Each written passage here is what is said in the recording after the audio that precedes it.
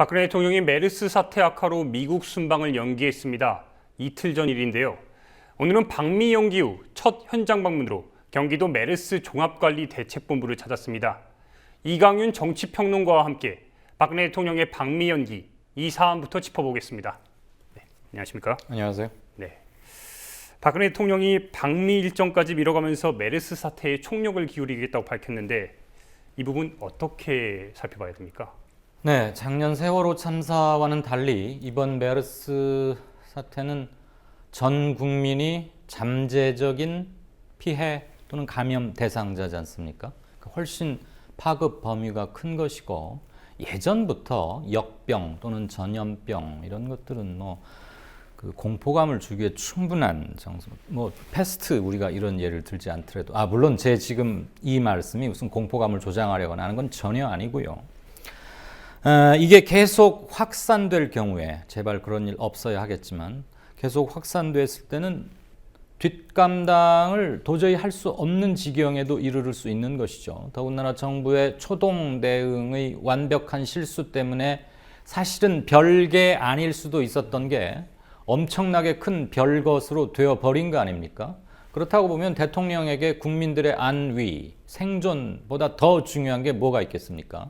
설령 한미 간에 중요한 현안이 있다고 하더라도 일단 국내 상황을 안정화시킨 뒤에 한미 간에 뭔가 현안이 있는 것이기 때문에 초동 대응의 실수를 행정부의 수반이자 국가를 대표하는 대통령이 팔 걷어붙이고 만회를 해야겠다. 이건 사실 너무 당연한 겁니다. 그런데 박원순 시장의 적극적이고 아주 효과적인 그런 대처에 비해서는 조금 한 발 늦었던 게 아니냐 이런 평이 나올 만큼 청와대로서는 고심 끝에 한 결정이었겠지만 조금 한 반 박자는 좀 늦었다 이런 평도 분명히 있고요.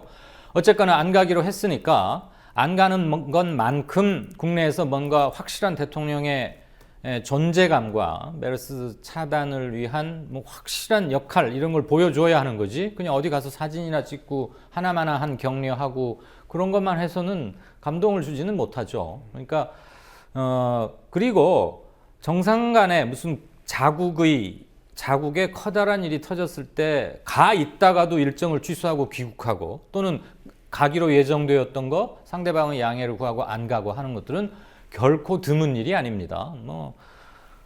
여러 군데 사례에서 볼 수 있는 거죠. 지난번 유럽에서도 각국의 정상들이 급히 돌아간 적도 있고 말이죠. 테러 사건 나고 했을 때. 지금 이거는 정확한 감염 경위와 그다음에 어디까지 안전할 건지에 대한 확신이 없는 상황이었기 때문에 대통령이 방미 결정을 취소한 이틀 전 상황으로 돌아가 보자면 저는 당연한 조치라고 봅니다.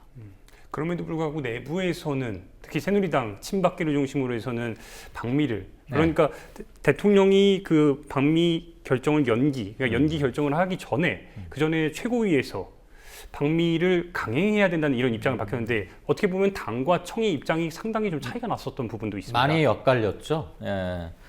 당에서는 굳이 이것 때문에 대통령이 미국 가는 것을 취소할 필요가 있겠느냐 그랬고 일부에서는 아니다 가지 않는 게 좋겠다라고 했는데 친박 쪽의 견해가 좀 앞섰던 것도 사실이에요. 그리고 그때까지도 청와대가 공식 발표는 이것 때문에 미국 가는 것을 연기하지는 않겠다. 다만 워싱턴 일정과 휴스턴 이게 주요 한 두 개의 일정이 있었는데 휴스턴 일정을 줄이는 방향으로 그러니까 미국에 체류하는 시간을 좀 줄이는 쪽으로 실무 교섭을 하고 있다고 하니까 다들 가는 걸로 알고 있었죠. 그러면 친박계를 중심으로 해서 대통령을 뒷받침해야겠다고 생각하는 측에서는 그런 의견을 냈는데 실질적으로는 투트랙으로 움직였던 것 같아요. 일정 축소도 그것도 대통령이 한번 움직이면 뒤따른 것들이 굉장히 많으니까 양국의 실무자들 사이에서 논의할 건 상당히 많습니다. 우리가 볼 때는 그건 간단한 거 아닌가? 안 가면 되는 거 아닌가? 이런 건데 꼭 그렇지는 않으니까요. 의전 및 경호 문제도 있고.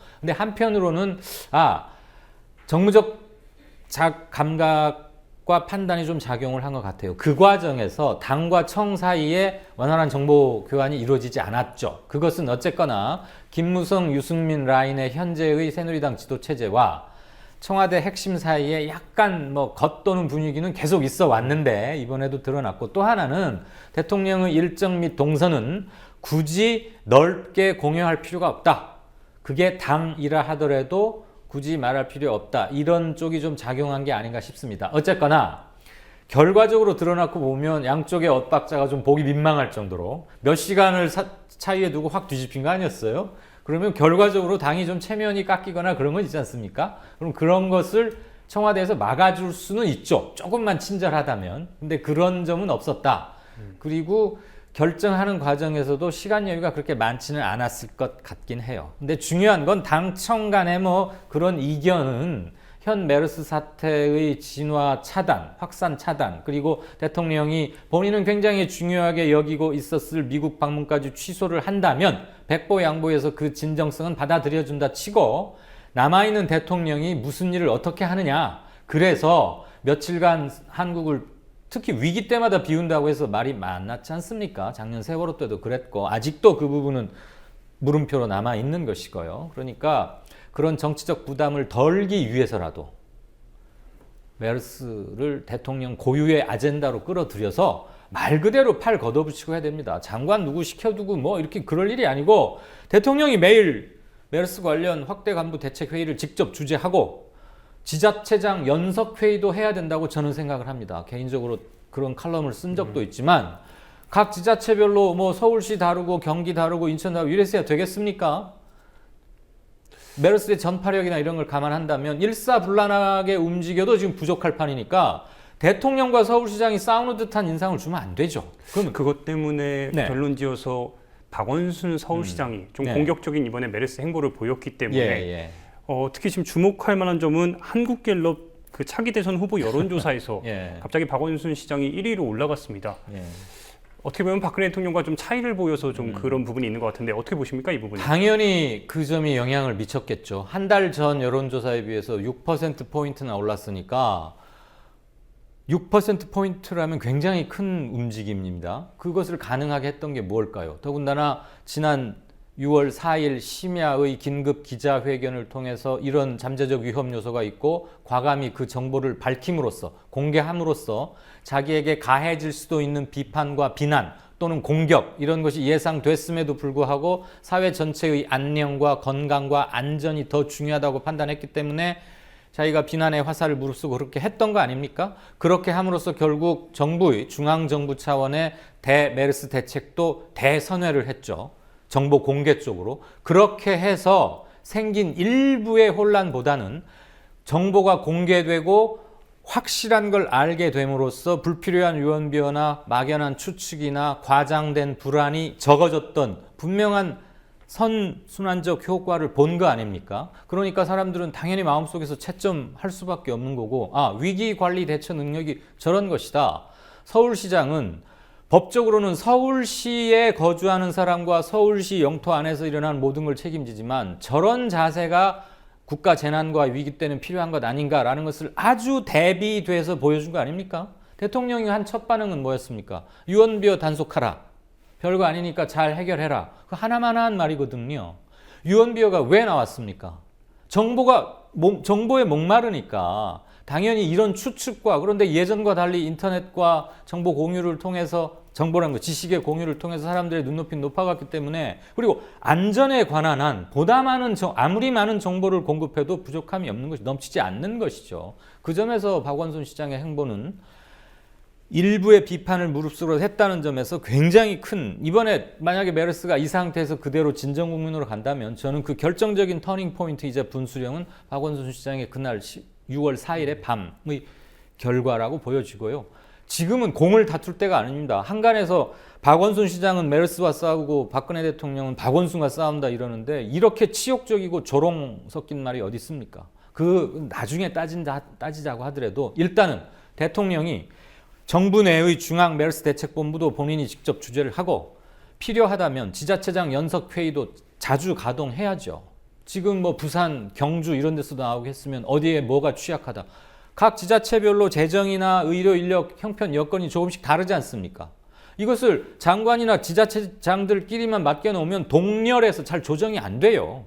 대통령이 이건 위기 군안권 같은 것을 발동해서라도 신속하게 대처를 해야 되는 것이죠. 지금 그 말씀 주신 걸 들어보면 그 컨트롤 타워의 부재에 대해서도 지금 지적을 좀 해주셨는데 네. 예를 보면은 메르스 대책위원회, 보건복지부에서 운영하는 그다음에 네. 질병관리본부, 그 국가안전처에서 운영하는 굉장히 많은 네. 단체들이 있습니다. 이 부분에 대해서 어떻게 바라봐야 됩니까? 도대체 그렇게 많은 사령부가 존재하면 뭐가 제대로 수행이 되겠습니까?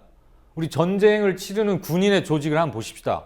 참모총장 밑으로 쭉쭉 군단장, 사단장 한 선으로 가는 거 아닙니까? 지금은 주은 전시라고 생각해야 되는 것이고 국민안전처도 만들어 놓고 보니까 이런 재난 상황에 지금 우리도 뭐 해야 되는 거 아니냐인데 맡아왔던 주요 임무로 보면 보건복지부가 총괄하는 건 맞을 것 같고요. 역시 같은 말씀을 드리고 싶어요.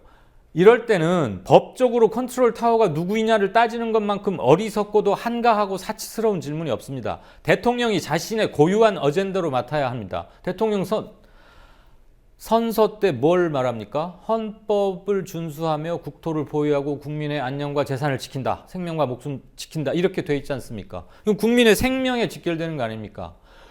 장관이고 A 장관이냐 B 부처 장관이냐를 따지는 것 자체가 아직도 사태를 정확히 인식하고 있지 못하는 거죠. 못하고 있다는 거죠. 더군다나 국무총리도 부재한 상황이라면 컨트롤 타워가 원래는 총리실인데 부재 중이니 뭐 누가 맡으라거나 아니면 최경환 국무총리 대행이 한다거나 한심한 소리입니다. 이럴 때일수록 대통령이 자기 의제로 자기 가장 첫 번째 일로 끌어잡고 시작하는 게 맞습니다. 예, 마지막 질문 한번 드리겠습니다. 그 황교안 그 총리 후보자 인준이 지금 뭐 여당이 채택을 했지만 네. 앞으로 뭐 국회법 개정안 논란도 그렇고 뭐 한미 뭐 양국 정상회담 간의 뭐 사드 배치 논의 등도 그렇고 박근혜 대통령 앞에 쌓여 있는 그 현안이 굉장히 많은데 예. 이 부분에 있어서 과연 후반기 박 대통령의 그 국정 운영이 원만하게 이루어질 것으로 보십니까? 현 정부 출범 이후에 대통령 앞에 과제가 산적하지 않을 때가 하루도 없었던 것 같아요. 그리고 지난 2년 2개월 동안 원만하게 진행해 돼 왔는지는 우리 앵커나 시청자분들이 더 잘 아실 거고, 조심스럽지만 결론부터 말씀을 드린다면 국정 운영 기조가 크게 변하지는 않을 것이다. 크게 변하지는 않을 것이다. 다만 이 메르스 사태가 어디까지 확산되다가 진정될지 아니면 오늘을 기점으로 해서 정말 의미 있는 감소세로 돌아선 것인지, 지금도 사실 공포가 많이 커져 있긴 하지만 만약에 다행히 이 정도에서 소강 상태로 접어든다 하더라도 대통령과 청와대에 대한 지지율이 그렇게 빠르게 올라갈 것 같지는 않습니다.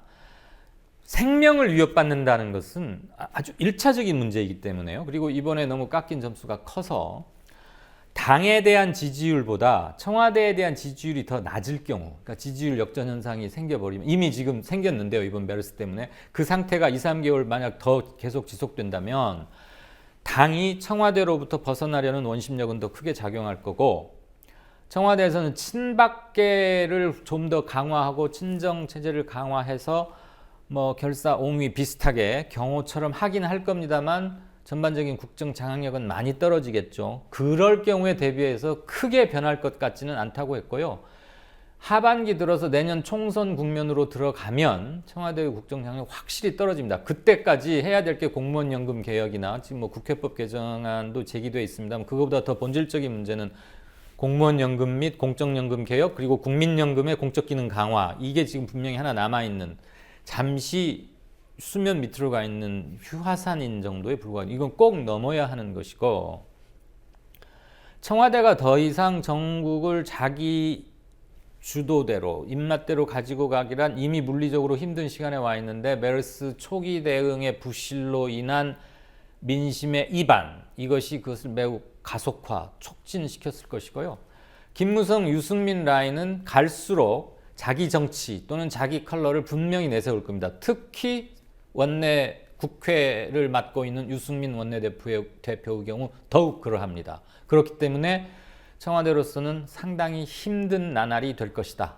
다만 내년 총선을 앞두고 공천을 비롯해서 어떻게 선거 윤곽을 짜느냐, 이거 가지고 새누리당이 청와대와 정면으로 맞서기는 힘들 거예요. 그런데 그 내년 4월 총선의 결과가 새누리당이 패배를 한다거나 또는 지금보다 훨씬 당세가 위축이 된다면 당이 청보다 더 크게 나가고 먼저 튀어나가려는 게 강해지겠죠. 그런 점에서 대통령의 앞날은 그렇게 편하지는 않을 것이다. 즉 대통령이 완벽히 바뀌어서 소통면이나 이런 것들에서 기존의 권위적인 모습에서 탈피하고 정말 한다면 모르겠지만 경험으로 봐서 쉽지 않은 거 아닙니까? 그렇다고 보면은 좀 팍팍한 날들이 계속되지 않을까 싶습니다. 알겠습니다. 말씀 잘 들었습니다. 고맙습니다. 고맙습니다.